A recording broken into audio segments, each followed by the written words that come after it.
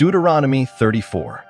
The death of Moses. The grand finale of the Pentateuch, the 5 books of the Old Testament, Deuteronomy 34, is the final chapter of the Pentateuch, meaning the first 5 books of the Old Testament, the 5 scrolls. The death of Moses, the great lawgiver, prophet, and leader of Israel. Let's watch and understand how it happened as we close the book of Deuteronomy. Then Moses climbed Mount Nebo from the plains of Moab to the top of Pisgah, across from Jericho.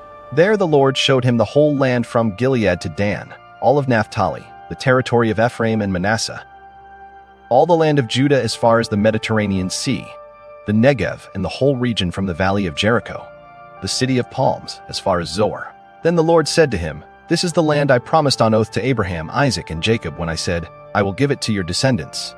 I have let you see it with your eyes, but you will not cross over into it." And Moses, the servant of the Lord, died there in Moab, as the Lord had said.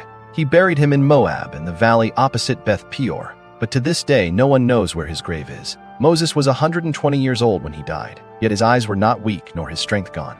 The Israelites grieved for Moses in the plains of Moab for 30 days, until the time of weeping and mourning was over. Now Joshua, son of Nun, was filled with the spirit of wisdom, because Moses had laid his hands on him. So the Israelites listened to him and did what the Lord had commanded Moses. Since then, no prophet has risen in Israel like Moses, whom the Lord knew face to face, who did all those signs and wonders the Lord sent him to do in Egypt, to Pharaoh and to all his officials and to his whole land.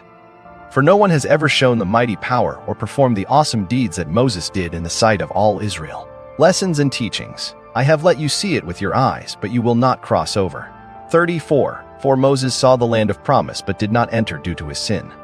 For us, God's promises are sure, but our actions have consequences. 2. The Lord buried Moses through a divine burial. The Lord buried him. 34. 6. As God personally cared for Moses. For us, God honors those who honor him. 3. Moses' strength was not abated. His eyes were not dim, nor his strength abated. 34. 7. Moses was strong even in old age. For us, God sustains those who serve him. 4. Joshua succeeds Moses. Joshua was filled with the spirit of wisdom. 34. 9. Leadership transitions. But God's work continues. For us, raise up the next generation.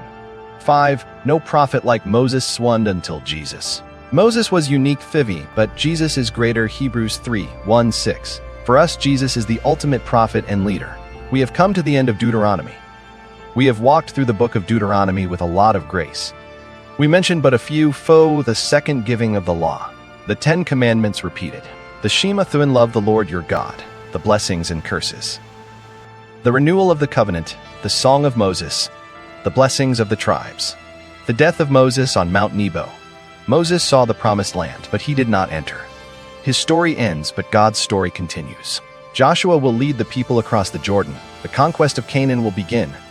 And one day, a greater Joshua when Jesus Dend would lead his people into the true promised land of God's eternal presence.